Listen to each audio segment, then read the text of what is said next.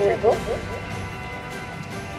মা হাসপাতালের বিছানায় পুড়ছে গাতার উষ্ণতায়, তবু আদর ছিল লুকানো সেই প্রথম ছোঁয়ায়।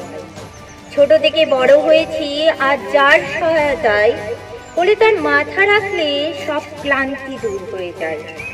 হয়তো কথা কাটাকাটি, রাগ, অভিমান সবই হয়, দিন শেষে তবু আমাদের শিশু মন মাকেই চায়। যুগের সাথে চলতে গিয়ে তাকে দুঃখ দিও না বৃথায়, তোমার মন খারাপে কেউ যদি না থাকে পাশে, সে এক ছুটে এসে দাঁড়ায়। মনে পড়ে খেলতে গিয়ে ছেলেবেলায়, সন্ধে নেমে গেছে, ফিরেছো দেরি করে তুমি বাড়ি, হঠাৎ করে এক ঝড় হাওয়ার গতিতে এসে পড়লো গালে। জল নিয়েই প্রায় চোখের কোণায় সে তোমাকে বুকে টেনে নেয়। ওই অনুভূতিটা বোঝানো সম্ভব নয় ভাষায়। নিজের কথা না ভেবে দিন কাটিয়েছে তোমার অপেক্ষায়।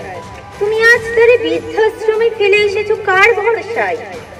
তিনি তো তোমাকে জন্ম দিয়েছিল মানুষ হবে এই আশায়, কিন্তু এমন নিকৃষ্ট কাজ কি তোমায় শোভাবায়?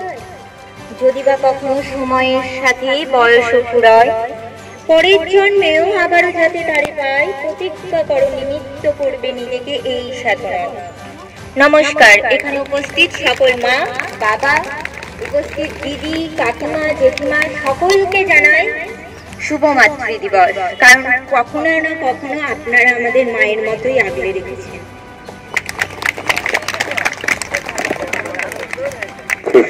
পাথর ছাড়াই প্রতিকার সম্ভব। মালদার প্রাচীনতম ভৃগু বংশ জ্যোতিষী পণ্ডিত এস শাস্ত্রী।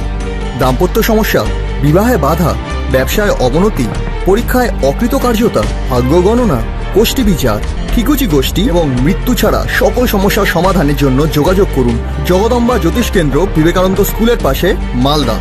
মোবাইল 09730278332 অথবা 09332056956।